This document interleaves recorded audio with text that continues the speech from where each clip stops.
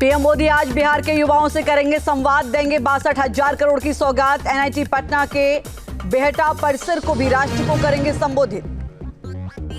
बिहार में चुनाव से पहले हलचल तेज, आज राजनीतिक दलों के साथ चुनाव आयोग की अहम बैठक, बीजेपी जेडीयू समेत कई दल होंगे शामिल।